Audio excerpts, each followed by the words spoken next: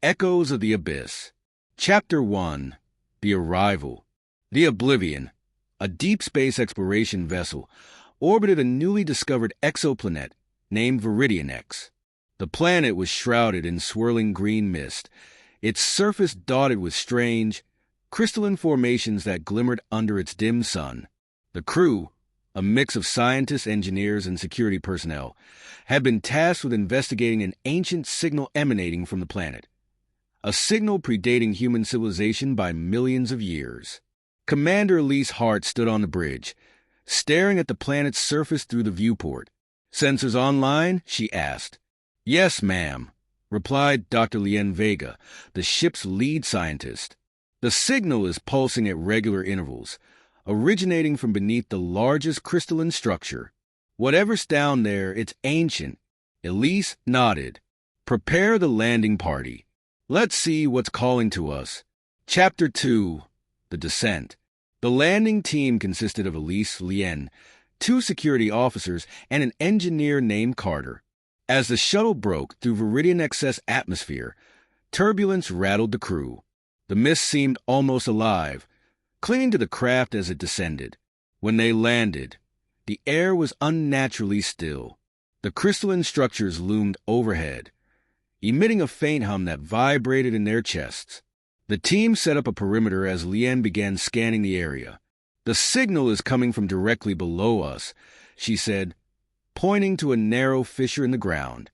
"We'll need to descend." The fissure opened into a cavern lined with bioluminescent crystals.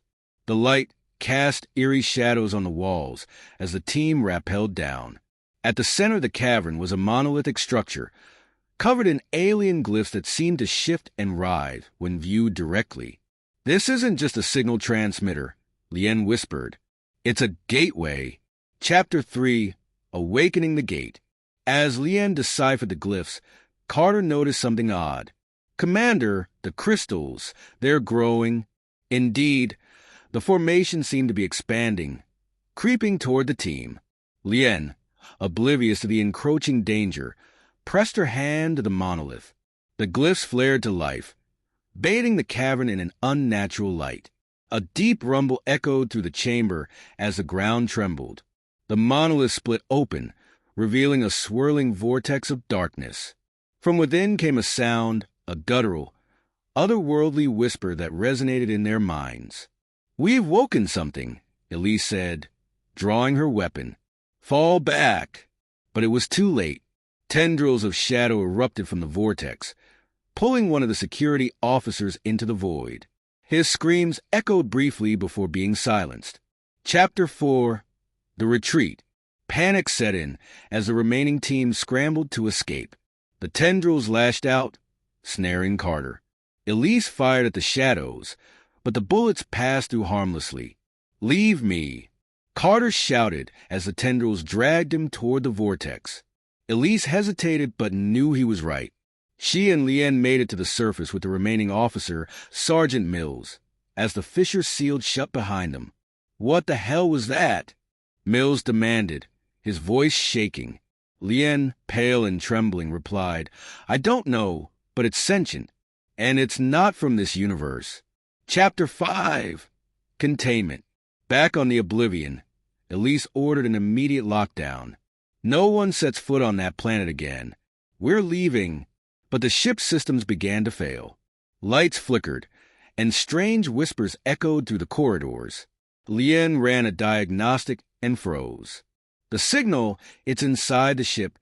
The crystalline formations had somehow spread to the Oblivion, infecting its systems. Crew members began disappearing, and those who remained reported seeing shadowy figures lurking in the corners of their vision. Chapter 6. The Sacrifice. Elise realized there was only one way to stop the spread. "We'll have to destroy the ship," Lien protested. "There's so much we can learn.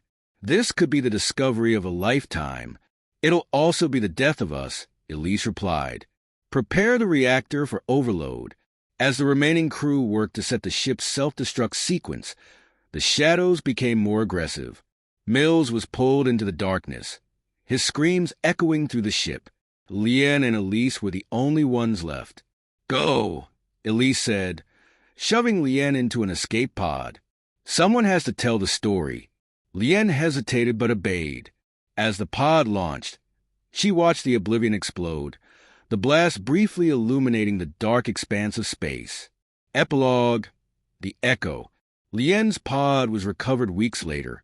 She was incoherent, muttering about shadows and gateways. The recording she brought back was classified, but rumors spread among the stars about the Oblivion and its ill-fated mission. And on Viridian X, the signal resumed, stronger than ever.